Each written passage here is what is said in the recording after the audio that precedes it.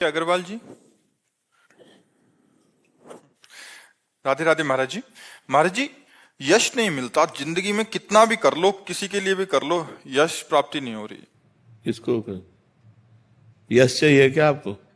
यश चाहिए? राधा नाम जप करो, डट के राधा नाम जप करो। जितना राधा नाम जप करोगी ना, बिस्तरे सब जग बिमल कीरति साधु संगति ना टरे, बास वृंदा विपिन पावे, श्री राधिका जो कृपा करे। जपो नाम। देखो प्रेमानंद जी बनने में कितने जीवन लगेंगे? अब ये तो श्री जी जाने, श्री जी का खेल है कि कई जन्म से प्रेमानंद का चक्कर चल रहा है उनके चरणों में। पर हम ये जरूर जानते हैं, यदि विशुद्ध कीर्ति चाहनी है तो भगवान के नाम में प्रीति कर लो। बिस्तर सब जग विमल कीरति साधु संगति ना टरे, बास वृंदा विपिन पावे, श्री राधिका जो कृपा। आप समझते हो कि कुछ 10-5 रुपया के केला दान करके हम यश कीर्ति प्राप्त कर ले, तो ऐसे नहीं होना है। जब डट के तपस्या की जाती है और भजन होता है, तब हम चाहते नहीं हैं, हमने चाह नहीं की। ये यूट्यूब में डालना कीर्ति के लिए डालना नहीं हुआ। हमारा इतना सख्त शासन था हितधाम में शुरुआत में कि आप मोबाइल से भी टेप नहीं कर सकते। बोले महाराज जी, बात यह कि आप जो बोलते हो उसे जब हम कई बार सुनते हैं तो विशेष लाभ प्राप्त होता है। तो हम कहा अगर लाभ प्राप्त हो रहा है तो फिर छूट है। और ये YouTube में इसलिए डालने लगे कि लोगों को लाभ मिले। तो भगवान की कृपा से आज हमारे नवयुवक भाई काफी मात्रा में अपने स्वभाव को, अपने आदतों को छोड़कर गंदी आदतों को अच्छी आदतों में, तो इसका बड़ा लाभ मिला कि आज हमारे भारत में, आज हमारे विश्व में आध्यात्मिक सुधार शुरू हो रहा है, आध्यात्मिक परिवर्तन हो रहा है। कुछ ना, अगर 100 में 1 भी सुधर जाए तो यहाँ बैठे बैठे बात कर रहे हैं, बहुत बड़ा लाभ है, बहुत बड़ा लाभ है। तो ये जो हम यश कीर्ति के लिए नहीं, हम तो भगवद यश जाए लोगों के कानों में, इसलिए शुरू किया था। करें करावें आप सब, जने बढ़ाई दें, श्री किशोरी जी को ये जैसी। तो अगर यश चाहिए तो किशोरी जी से मिलो। बिना किशोरी जी को, किशोरी जी के अधीन है लालजू, और लालजू का समस्त ब्रह्मांड है। जाके अधीन सदाई सांवरो या ब्रज को सिरताज, हमारे माई श्यामाजू को राज। लालन तेरे याधीन, सुनरी सखी हो साच कहत हो, तू जल है ये मीन, तू जल है ये मीन, लालन तेरे ही आधीन। तेरे ही रस बस श्याम सुंदर वर, जांचत है ज्यों दीन, लालन तेरे ही आधीन। यदि राधा राधा राधा राधा, तो लाडली जी का कृपा प्रसाद बढ़ेगा, यश हो जाएगा। ठीक है ना, इस जन्म में सही तो अगले जन्म में सही, पर खूब नाम जप करो तो मंगल होगा जी। मुकुल जी, महाराज जी, हमारे जीवन में विनम्रता का क्या महत्व है? बहुत बड़ा महत्व है। अगर विनम्र नहीं रहोगे तो आसुरी प्रवृत्ति आपके अंदर हावी हो जाएगी। आसुरी प्रवृत्ति हावी हो जाएगी तो बहुत बड़े दोष प्रकट हो जाएंगे, हमारी दुर्गति करवा सकती है। इसलिए विनम्रता तो आवश्यक ही है। और ये विद्या का जो अध्ययन किया जाता है, ये विनम्रता ही सिखाती। विद्या विनयम ददाती। जो आधुनिक विद्या पढ़ करके आज उद्दंड हो रहे हैं, ये विद्या नहीं, अविद्या है। वास्तविक विद्या तो वही है जो कम से कम माता पिता के चरणों में झुकना, गुरुजनों के चरणों में झुकना। जिससे बात करो तो आदमी सोचे कि हमने किसी आदमी से बात की है। बात करे तो जिससे देखो उद्दंडता, अहंकार भरा बर्ताव, ये सब आसुरी प्रवृत्तियां बढ़ रही हैं। बिना विनय के तो जीवन, मनुष्य जीवन फिर असुर जीवन है। विनय ही नहीं है तो फिर जीवन क्या है, वो असुर जीवन है। इसलिए विनय का तो बहुत बड़ा महत्व है। और विद्या विनयम ददाती, वही विद्या है जो विनयी बना दे, जो हमें सौम्य गंभीर बना दे, मृदुभाषी बना दे, परोपकारी बना दे, भगवत चिंतन वाला बना दे, तब तो जीवन सार्थक है। आनंद कुमार गुप्ता जी, जबलपुर। महाराज जी, आपके चरणों में कोटि कोटि प्रणाम। गुरुदेव, खुद को भूलकर इष्टाकार वृत्ति में चित्त की दशा कैसे होगी महाराज जी? निरंतर नाम जप करने से। जब हर पल बार बार जहां मन जाए वहां से हटा करके नाम में लगाना, बार बार जहां मन जाए वहीं प्रभु को देखना। जिस वस्तु, व्यक्ति, स्थान में जहां मन जाए वहीं प्रभु को देख। इष्टाकार करना है ना, तो जहां जहां मन, जब ये सृष्टि नहीं थी तो भगवान थे, जब ये सृष्टि नहीं रहेगी तो भगवान रहेंगे। तो बीच में कौन है? भगवान ही है। जब गहना नहीं बना था तब सोना था, जब गहना बिगड़ जाएगा तब सोना रहेगा। तो बीच में गहनों के रूप में क्या है? सोना ही तो है। ऐसे ही स्त्री पुरुष नाम रूप है, लेकिन वो परमात्मा है। तो भजन करते समय हमारा जहां मन जाए वहां से हटाकर भजन में लगाना, या जहां मन जाए जिस स्त्री पुरुष जड़ चैतन्य वस्तु व्यक्ति स्थान पर परिस्थिति घटना सबको भगवान में देखना, तो हमारी वृत्ति भगवदाकार होती जाएगी। अधिक से अधिक भगवान का चिंतन, संसार का चिंतन छूटना, उतने भगवदाकार होना। और जब संपूर्ण चिंतन छूट जाना, तदर्पिता अखिलाचारिता तद स्मरणेन परम व्याकुलते, समस्त आचरण भगवान को समर्पित, एक क्षण के लिए भी विस्मरण होने में परम व्याकुलता पैदा हो जाए, तब भगवदाकार वृत्ति हो जाएगी। पर अभ्यास बहुत जोर का। ये सातु दीर्घ काल निरंतर सत्कार सेवितो दृढ़ भूमि, दीर्घ काल सत्कार पूर्वक निरंतर भजन किया जाए, तब वो दृढ़ भूमि तैयार हो जाती है। हर समय नामाकार वृत्ति चलती है। जब नाम में वृत्ति हो जाती है, तब उसमें रूप छाता है। देखी रूप नामाधीना, और जहां रूप छाया तो भगवदाकार वृत्ति हो जाती है। भगवान का रूप ऐसा है कि एक बार जो देख ले तो फिर और कुछ देखने लायक नहीं रहता, वो उसी प्रेम में मतवाला हो जाता है। रूप छके घूमत रहे, तन को तनिक न भान, नारायण दृग जल बहे, यह है प्रेम पहचान। बार बार आंसू निकल रहे हैं, बार बार भगवान के चिंतन में विकल है, तो और कुछ याद है, और कछु न सुहाए तिनको, जुगल सेवा सुख पगी, केवल प्रिया प्रीतम, और कुछ अच्छा ही नहीं लगता। जब सर्वोत्तम रूप देखने को मिल जाता है, सर्वोत्तम आनंद मिल जाता है, आत्यंतिक सुख मिल जाता है, तो इन क्षणिक नाशवान भोगों की तरफ या नाशवान रूपों की तरफ मन जाएगा ही क्यों? तब वो भगवदाकार वृत्ति हो जाती है। पुनीत कुमार शर्मा जी। राधे राधे प्रभु जी। राधे राधे महाराज जी। महाराज जी, मन की शांति के लिए कोई आप मंत्र बता सकते हैं? राधा राधा, सब जगह खूब सेवा सत्कार भजन साधना करने के बाद राधा। पूज्यपाद भाई जी हनुमान प्रसाद पोद्दार जी के पास बाबा राधा, अंतिम स्थिति राधा। अगर पकड़ पाओ तो पकड़ लो, नहीं तो फिर राम कृष्ण हरि भगवान के विविध नाम है, जो नाम प्रिय लगे सो नाम जप करो। सब नामों में समान सामर्थ्य है, सब नामों में उद्धारक शक्ति समान रूप से है। लेकिन हमसे पूछोगे तो हमारा प्राण धन जीवन राधा नाम है। राधा नाम है जीवन हमारा, राधा नाम प्राण आधार है, राधा नाम है कर्ता विधाता, राधा नाम पालनहार है, राधा नाम सबका पूज्य है। राधा नाम का पूजन करें, राधा नाम के ही ध्यान से हम शुद्ध अपना मन करें। राधा नाम के जप ध्यान से प्रेम बढ़ता जाएगा। राधा नाम ही हमें अंत में प्रेम में निकुंज में पहुंचाएगा। ये निकुंज तक का राही है राधा नाम। जो चाहो, हमारा मन भी शुद्ध हो जाएगा, तन भी शुद्ध हो जाएगा। जी। अमन तिवारी जी, रीवा। राधे राधे। राधे राधे महाराज जी। गुरु जी, परिवार भाई मित्र के साथ हमारे रिश्ते हमेशा प्यार भरे रहे हैं, इसके लिए क्या प्रयास करना चाहिए? यदि इन रिश्तों में कभी लड़ाई या मनमुख भाव आ जाए तो ऐसे में कैसे सही? वैसे बच्चा, बिना भगवत भाव के कोई भी रिश्ता पुष्ट नहीं रहेगा, क्योंकि कभी प्रतिकूलता उधर से आएगी तो आपका मन निराश हो जाएगा कि इतनी अनुकूलता देने के बाद भी इतनी प्रतिकूलता।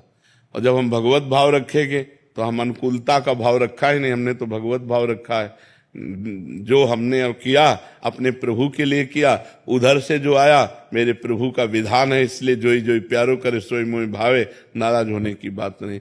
किसी भी रिश्ते में किसी भी व्यक्ति से द्वेष या नाराजगी तभी होती है जब हमारी अनुकूलता या प्रतिकूलता की भावना होती है। और जब भगवत भावना होती है तो उमा जे राम चरण रत विगत काम मद को निज प्रभु में देखें जगत, तो कैसन करें विरोध। सब में अपने प्रभु को देखता है तो फिर विरोध वो किसी से नहीं करता है। अपने संबंधों की दृढ़ता के लिए सब में भगवत भावना करना अत्यंत आवश्यक है। अपने संबंधों को परम पवित्र बना करके भगवान की प्राप्ति कराने की सामर्थ्य इस समता में है, भगवत दर्शन में, भगवत भाव में है। जब तक भगवत भाव नहीं आएगा तो इन संबंधों का कोई महत्व नहीं। हम आपको बहुत प्यार करते हैं, कल हम मर गए या आपका शरीर पूरा हो गया तो क्या संबंध, लेकिन हमने यदि भगवान माना है तो थे, हैं और रहेंगे। बस भगवान थे, हैं और रहेंगे, ये बात समझ लीजिए। नवीन पटानी जी दुबई से। जी राधे राधे महाराज जी। महाराज जी, ये प्रश्न बहुत सारे ऐसे जनों का है जो जिनके जीवन का कोई उद्देश्य नहीं है, भक्ति भाव भी नहीं है। इनका भाव आगे यही है, ये कह रहे हैं कि जीवन का स्पष्ट उद्देश्य नहीं है। मैं नौकरी करता हूँ और समय बिताने के लिए रोजाना कुछ काम भी करता हूँ और ज्यादा करता हूँ, मेरे पास कोई उद्देश्य नहीं है। बट मेरे को अभी जब लगता है कि मैं रिटायर होऊंगा तो उसके बाद मैं करूंगा क्या। हम ये आपसे पूछना चाहते हैं कि पढ़ लिख करके नौकरी किसके लिए की? धन के लिए।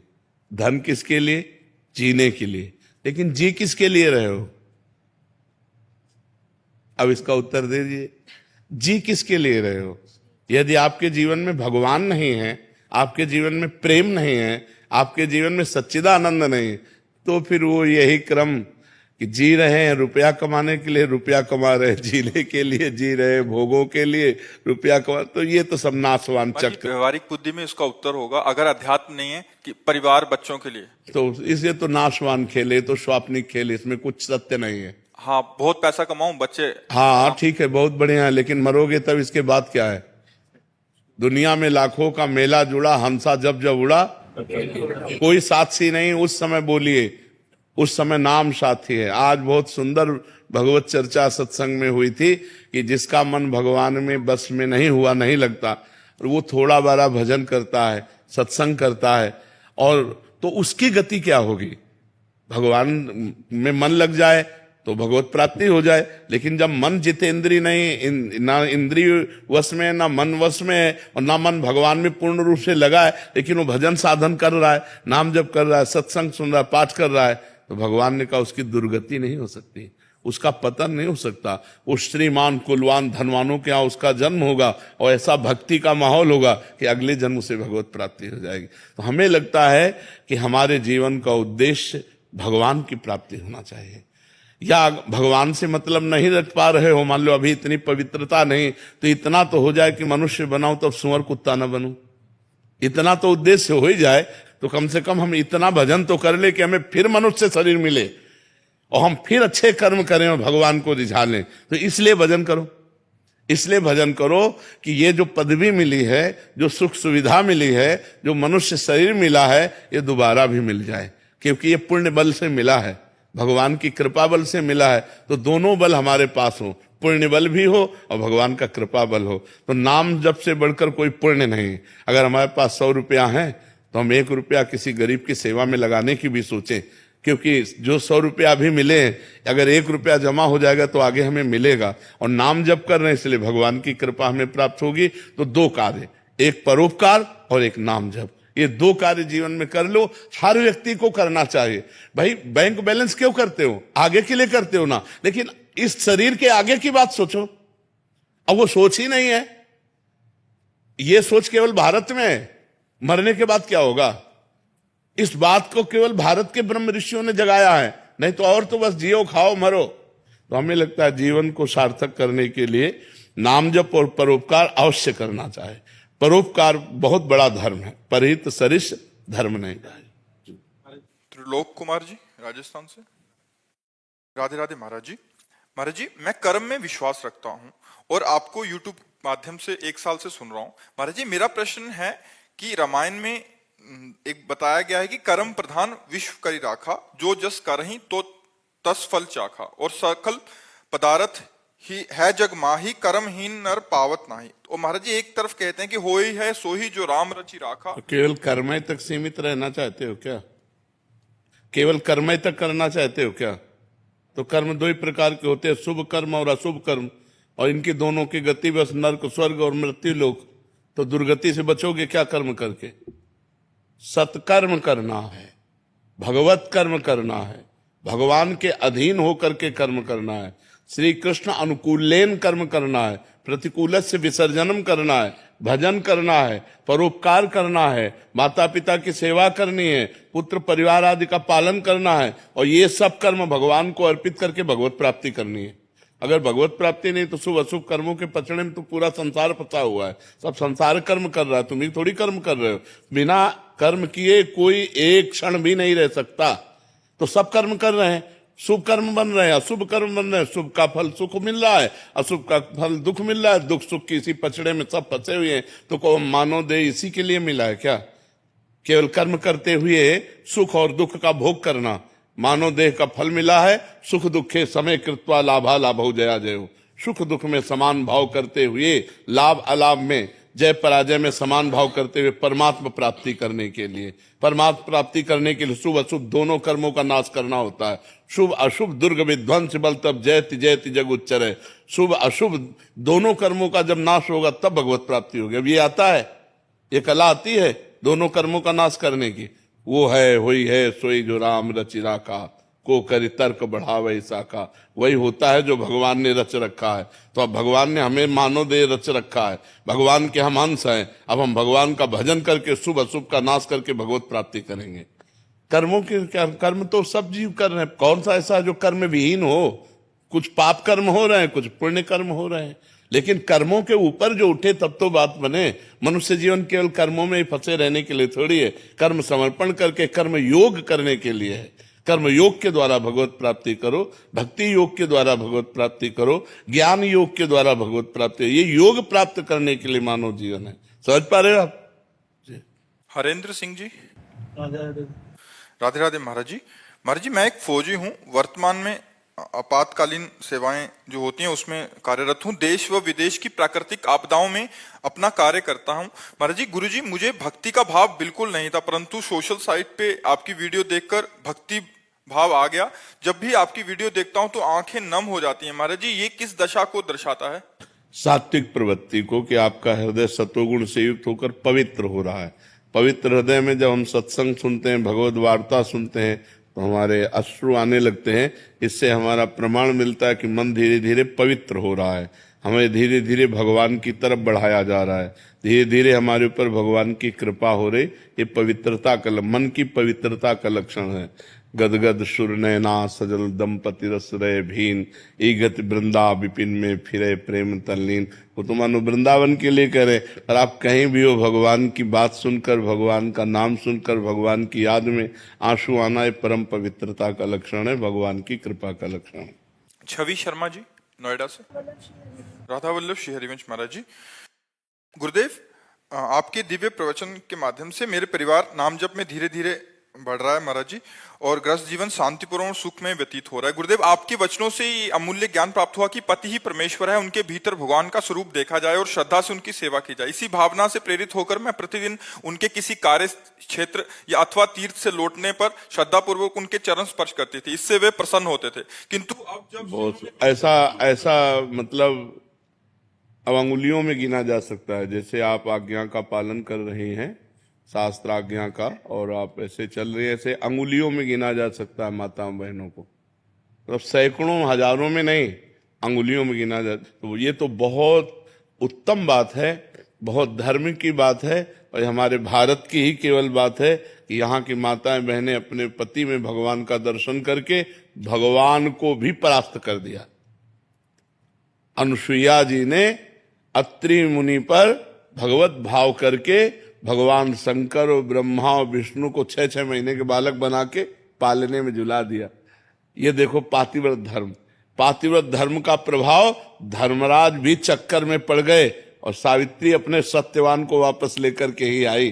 तो पतिव्रता में बहुत बड़ी सामर्थ्य है। जैसे एक यति ऐसे एक सती। आप अपने पति की अनुकूलता प्रतिकूलता पर न जाएं, भगवत भावना पर जाएं और नाम जप करें, इसी से भगवत प्राप्ति हो जाएगी। किंतु जब से उन्होंने दीक्षा नियमावली का पालन शुरू किया है, वे चरण छूने से विनम्रता पूर्वक मना करने लगे हैं। वे कहते हैं कि इससे उनके पुण्य और भजन की शक्ति प्रभावित हो सकती है। फिर भी मैं अपनी आदत और श्रद्धा के वश सुनो, वो अगर मना करते हैं तो उनके सुख के लिए दूर से नमस्कार कर लीजिए।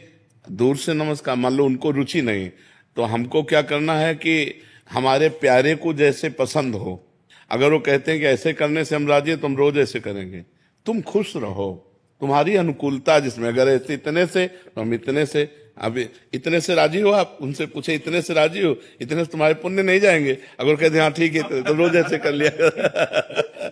अपने पति को प्रसन्न रखना। अगर कहते नहीं करना है, बिल्कुल नहीं करेंगे, हम नेत्रों से करेंगे, नेत्रों से प्रणाम कर ले, हम हृदय से प्रणाम कर लेंगे। हम हृदय से आपको अपना भगवान मानते हैं, बाहरी व्यवहार करें या ना करें। जैसे जेहि विधि प्रभु प्रसन्न मन होई, करुणा सागर कीजिए सोई। हे प्रभु, जिस तरह आप प्रसन्न रहे हम वैसे ही बर्ताव करेंगे।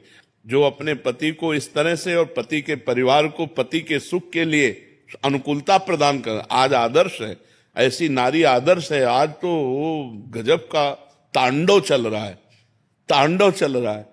नहीं, ऐसा प्रपंच, ऐसा नौटंकी, ऐसा नाटक चल रहा है कि ये पवित्र बातें, पति मेहनत करके घर में आया और पत्नी ने मुस्कुराकर स्वागत किया, सारी मेहनत उसी, थकान उतर गई, घर में प्रेम आनंद का वातावरण, तो एक गृहस्थी, सुंदर गृहस्थी हुई। अब ये राक्षसी प्रवृत्ति, पत्नी अलग हो पति अलग, दूसरी तरफ हो, आपस में क्लेश, अविश्वास, अशांति, इसलिए बहुत सावधान। ये हम बार बार कह रहे, जो गर्लफ्रेंड बॉयफ्रेंड चला है हमारे सनातन धर्म के लिए महाविष है। क्योंकि एक लड़की 10-10 लड़कों से संबंध रखती है, वो क्या अपने पति पर भाव रखेगी? एक लड़का 10-10 लड़कियों पर संबंध रखता है, वो क्या अपनी पत्नी से भाव रख पाएगा? क्योंकि अभ्यास तो गलत बन गया ना। अभ्यास जब गलत बन गया तो व्यवहार भी गलत होगा। अब क्या आपका गृहस्थी धर्म होगा? जिसकी पत्नी चंचल है, जो स्वभाव में, जिसका पति व्यभिचारी है, वो क्या गृहस्थी धर्म? गृहस्थी धर्म तो तब होता है जब दोनों एक दूसरे से प्यार करते हो, संतान उत्पन्न हुई, पितृकुल की रक्षा करने के लिए वो संतान श्राद्ध तर्पण आदि करने के अधिकारी हो। ये कोई ऐसे खेल थोड़ी है, ये अपना भारत देश है, धर्ममय देश है। तो हम तो तुम्हें नमन करते हैं कि तुम ऐसे ही अपने पति पर भगवत भाव करके पवित्रता से चलो। हमारे देश की ऐसी ही नारियां होती थी। संजीव शर्मा जी गाजियाबाद से। राधे राधे। राधे राधे महाराज जी। महाराज जी, सत्य और धर्म की राह पर चलना आजकल बहुत कठिन सा हो गया है महाराज जी। मैं एक वैज्ञानिक हूं और धर्म सत्य की राह पर बिल्कुल चलने की बिल्कुल, कोशिश आप जो करता कह रहे हो इसमें हम 1000% सम्मिलित हैं। 100% होते हैं, पर हम और बढ़ा के कह रहे हैं 1000% सम्मिलित हैं कि सत्य और धर्म की राह पर चलना मानो कांटों पे चलना है, और कांटों पे चलना है, पर दिखाई देता है जब चल पड़ोगे तो ये फूलों का राह है, ये फूलों का मार्ग है। जो अधर्म है वो कांटों का मार्ग है। पर अधर्म का मार्ग फूलों जैसा दिखाई देता है और धर्म का मार्ग कांटों जैसा दिखाई देता है, बड़ा कठिन दिखाई देता है। लेकिन जब चल पड़ोगे तो धर्मो रक्षते रक्षिता, धर्म तुम्हारी रक्षा करेगा और तुम्हें बलवान बनाएगा। क्योंकि अगर ऐसा ना हो तो बड़े बड़े धर्मात्माओं ने कष्ट सहते हुए धर्म का पालन किया है, और अधर्मियों ने सुख लूटते हुए अधर्म का, लेकिन उनका नाश हुआ है। परिणाम में अधर्मियों का नाश हुआ है और धर्मात्माओं की जय हुई है। लेकिन बीच यात्रा में अधर्मी सुख पूर्वक रहे हैं और धर्मात्माओं को कष्ट भोगना पड़ा है। लेकिन परिणाम में धर्मात्मा सुख को प्राप्त हुए और धर्मियों का नाश हुआ है। परिणाम में तो ये है, ठाकुर जी अपने आप आते हैं, ये है हाँ, बचाते हैं। बिल्कुल बिल्कुल, धर्मो रक्षते रक्षिता, जो धर्म की रक्षा करता है भगवान उसकी रक्षा करते हैं जी। अंशु त्रिपाठी जी। राधे राधे। राधे राधे महाराज जी। महाराज जी, जब भी मेरे जीवन में खुशी आती है तो मैं डर सी जाती हूँ, जैसे उसके बदले कुछ बुरा हो जाएगा। मुझे ऐसा डर क्यों सताता है महाराज जी? इसका जब मन मलिन होता है तो सुख में वो भय की कल्पना कर लेता है, नकारात्मक सोच ले आता है। और जब मन पवित्र होता है तो भय, दुख और चिंता के समय में भी वो सकारात्मक सोच कर लेता है और सुख का अनुभव करता है। इसीलिए मन को पवित्र करना अनिवार्य है। इसीलिए सबसे कहते हैं परोपकार करो, नाम जप करो, मांस मदिरा का सेवन मत करो, व्यभिचार मत करो, जिससे तुम्हारा मन पवित्र हो जाए। नहीं, सुख का अवसर आने पर भी वो नकारात्मक सोच, मतलब निगेटिव सोच लाकर वो भय पैदा कर देगा। सुख का तो अवसर आया और दुख दे रहा है मन, और जब दुख का अवसर आया तो दुख भोगेगा ही। इसलिए मन को पवित्र करना अनिवार्य है, और उसकी पवित्रता के लिए 2 उपाय है, एक नाम जप और एक परोपकार। दूसरों का हित करो। कोई बीमार है, कोई भूखा है, कोई गरीब है, उसका सहयोग कर दो। उसकी जो मांग है, उस समय आवश्यकता, उसकी पूर्ति कर दो। भगवान आपका बड़ा मंगल करेंगे। और नाम जप करो। नाम जप के बिना सब बात गड़बड़ है। इसलिए किसका प्रश्न है? हाँ, इसलिए नाम जप करो और परोपकार की भावना रखो और घर परिवार में सबकी सेवा करो, और नकारात्मक सोच अपने आप चली जाएगी यदि नाम जप करोगे। देखो, बड़ी से बड़ी दुख की परिस्थितियों में भी भक्तों ने आनंद का अनुभव किया है। भगवान की बड़ी कृपा है, ऐसा बोले। देखो सकारात्मक सोच का फल। कि बड़ी से बड़ी विपत्ति है, दुख है, उनसे जब वार्ता की गई तो कहते बड़ी कृपा है भगवान की। मतलब दुख में भी भगवान की कृपा का अनुभव करके वो सुखी हो रहे हैं। और यहाँ सुख में भी भय की एक कि कहीं भय ना आ जाए, संशय वृत्ति आ गई, तो ये मन की मलिनता है, इसको निर्मल करने के लिए नाम जप और परोपकार कीजिए। अभी जी पंजाब से। जी महाराज जी, आपके चरणों में कोटि कोटि प्रणाम। गुरुदेव भगवान, जैसे आप कहते हैं कि परिवार में किसी एक को भगवत प्राप्ति हो जाती है तो 21 पीढ़ियां तर जाती हैं, तो महाराज जी इसका भाव क्या है महाराज जी? पीढ़ियों भगवत को प्राप्ति होना बहुत कठिन बात होती है, कल्याण हो जाना बात अलग होती है। वही जैसे 21 पीढ़ियां, मतलब उनका कल्याण होने का मतलब कि दोबारा जन्म नहीं होता। हाँ, फिर नहीं, पक्का नहीं होगा, इसमें कोई संशय नहीं है।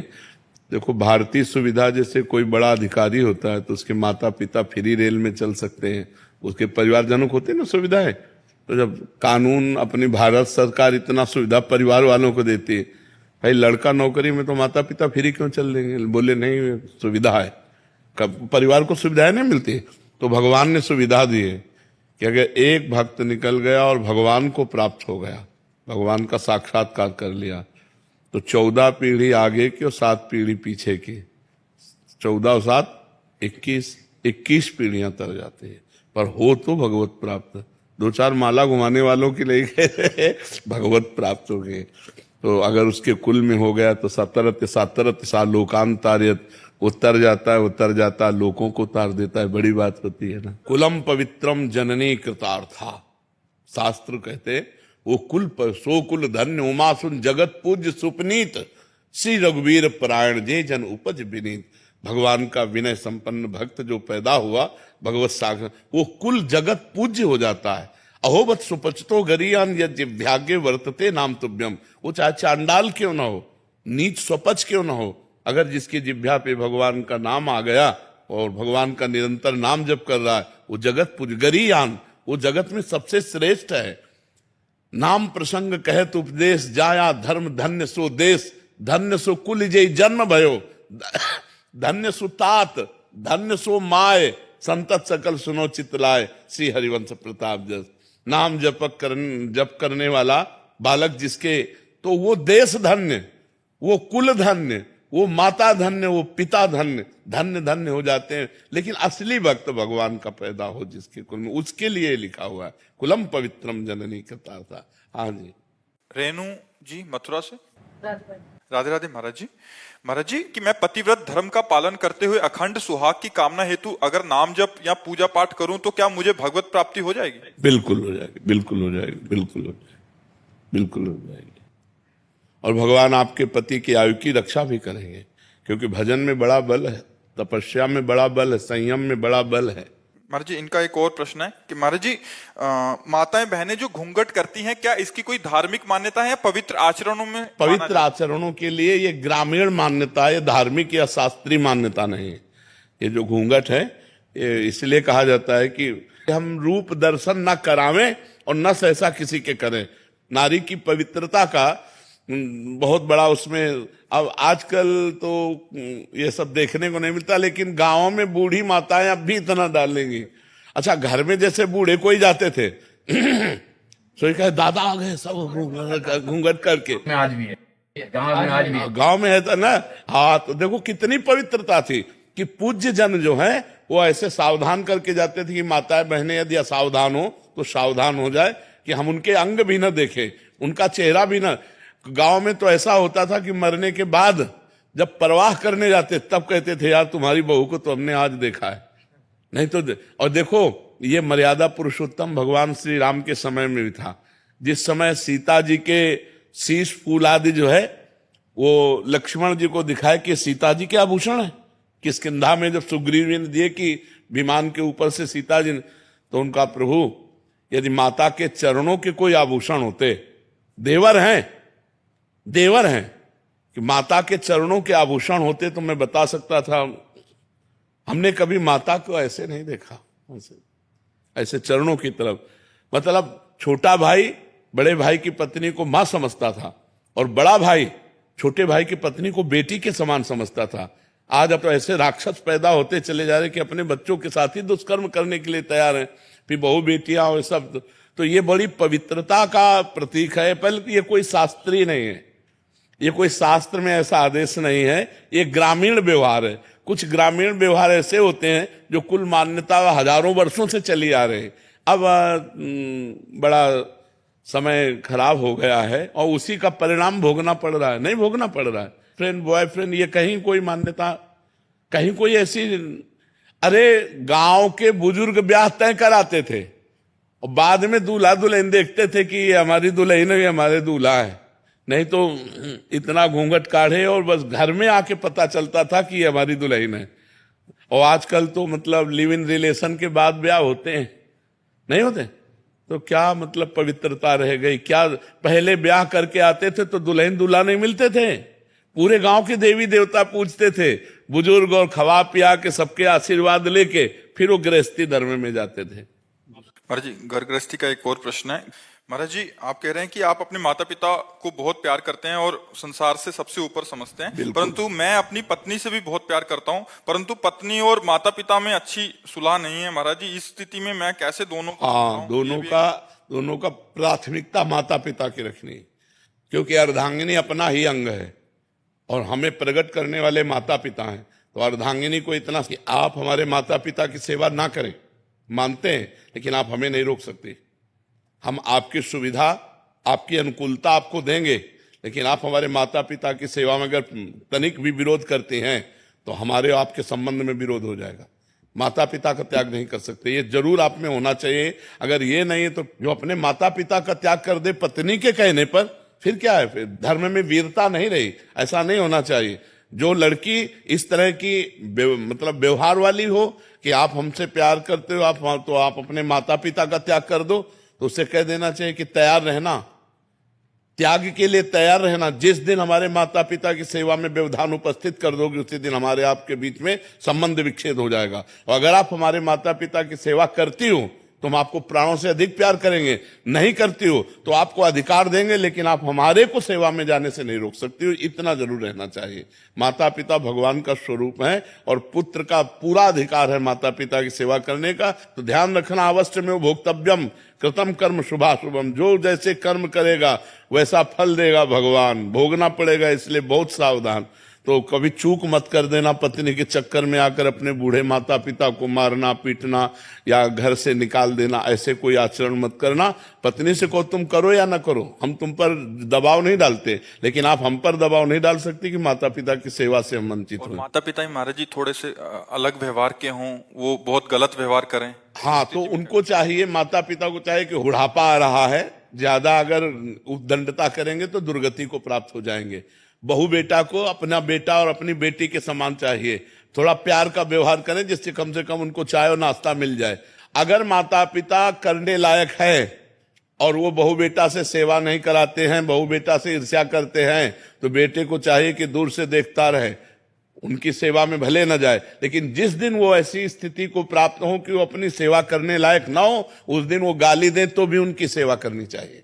माता पिता की तो भी सेवा करनी चाहिए, क्योंकि वो बुजुर्ग हैं, उनका दिमाग स्थिति 60-70 के बाद जो है मानसिक स्थिति बिगड़ जाती है। अगर वो गाली देते हैं, वो निंदा करते हैं, तो हमें ये बात नहीं माननी, हमें उनकी सेवा करनी है।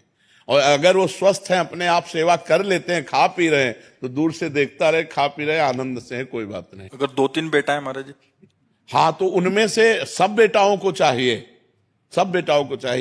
कि अपने माता पिता की सेवा के लिए अगर हिस्सेदारी ले लें, तीनों क्रम बाई क्रम सेवा करें। अगर तीनों में से ना करे तो एक तो तैयार हो जाए। यार, बूढ़े माता पिता को खवाने से क्या कमी होती है? दाता तो भगवान है, खूब अच्छे से देते हैं। जो माता पिता की सेवा करता है उस पर भगवान प्रसन्न हो जाते हैं, क्योंकि भगवान धर्म से प्रसन्न होते हैं।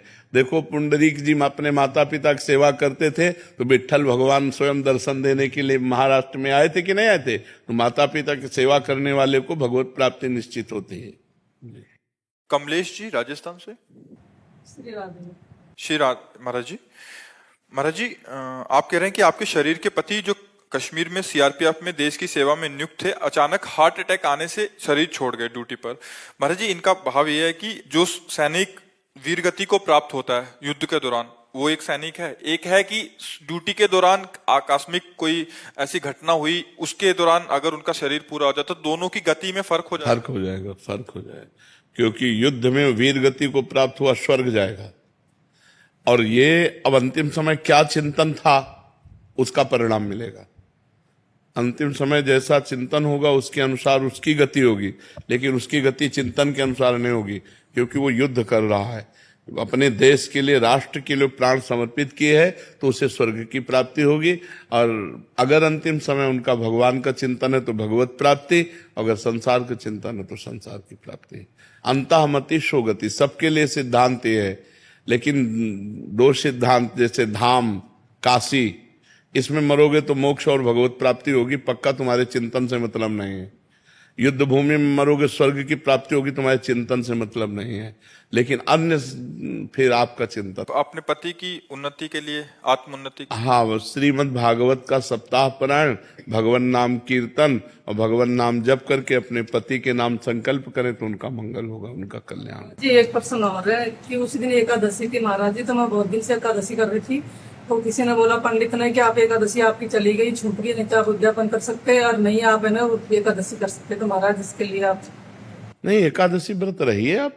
उस दिन एकादशी थी महाराज जी, उस दिन उनका ऐसे हुआ था। तो क्या हुआ, एकादशी को करोड़ों लोग मरते हैं, नहीं मरते? करोड़ों अरबों लोग मरते हैं, अरबों लोग जन्मते हैं, ये तो जन्म मरण का चक्कर चल रहा है। उससे क्या, एकादशी व्रत तो हम मंगल के लिए रह रहे, भगवान की प्रसन्नता के लिए रह रहे। जरूर रहो आप एकादशी रख सकती हूँ महाराज जी, उद्यापन भी कर सकती हूँ उसकी। हाँ बिल्कुल भी रख सकते हो, उद्यापन भी कर सकते हो। जी एक